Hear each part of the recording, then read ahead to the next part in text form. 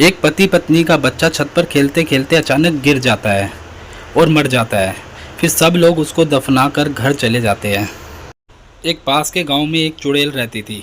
बच्चे की माँ उस चुड़ैल के पास जाती है और हाथ जोड़कर कहती है, प्लीज़ मेरे बच्चे को जिंदा कर दो। उसकी बात सुनकर चुड़ैल कहती है, मैं तुम्हारे बच्चे को जिंदा तो कर दूंगी, पर तुम्हारी वो बात नहीं सुनेगा। क्या अब भी तुम अपने बच्चे को जिंदा करना चाहती हो?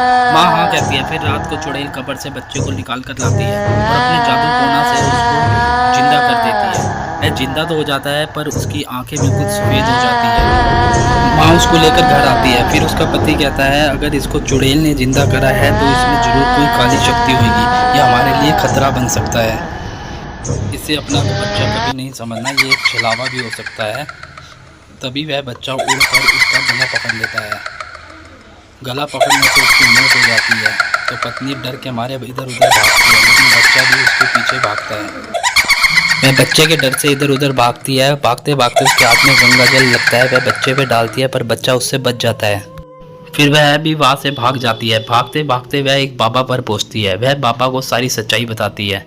बाबा कहते हैं, तुमने काली शक्तियों को जन्म दिया है। अब ये काली शक्ति यहाँ पर प्रलय मचाएगी और तुम्हारे को जरूर मारने आएगा। पर बाबा उसे कहते हैं, तुम डरो मत, मैं कोई ना कोई उपाय ढूंढता हूँ।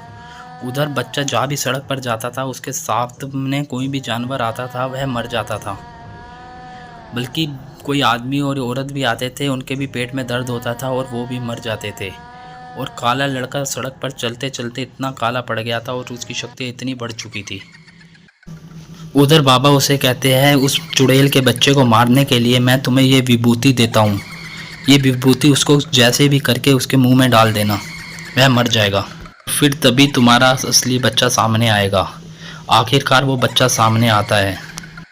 सामने आते ही बाबा उस पर जादू करने लगते हैं, पर बच्चे पर जादू का कोई असर नहीं होता, बल्कि वो बड़ा होता रहता है। फिर वह अपनी माँ को मारने के लिए आगे आता है, उसको अपने हाथों में उठा लेता है। बच्चा जैसे ही अपनी माँ को खाने लगता है, वह केशव पुकारती है और उसके ऊपर विभूति डाल देती है। विभूति डालने से उस बच्चे में कुछ न कुछ हलचल होने लगती है। इस हलचल में उस माँ का असली केशव बाहर आने की कोशिश करता है। इस टाइम बाबा उस पर जादू करते हैं, तो असली केशव पूरी जोर शक्ति से बाहर आ जाता है। वह जैसे ही बाहर आता है, अपनी माँ को पहचानता है और खुश होता है। असली केशव के बाहर आने से सबको लगा कि ये काली शक्तियाँ मर गई है, पर उसी टाइम तुरंत एक चुड़ैल वहाँ आती है। वह काली शक्ति को फिर से जिंदा कर देती है। काली शक्ति फिर जिंदा हो जाती है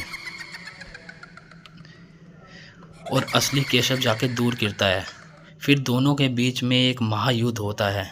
दोनों के एक दूसरे को हाथ पैर से मारने लगते हैं, लेकिन असली केशव ज़्यादा तेज़ होता है। वह उसको एक लात मारता है और काली शक्ति वहाँ दूर जाकर गिरती है, जिससे काली शक्तियों का अच्छे से खात्मा हो जाता है।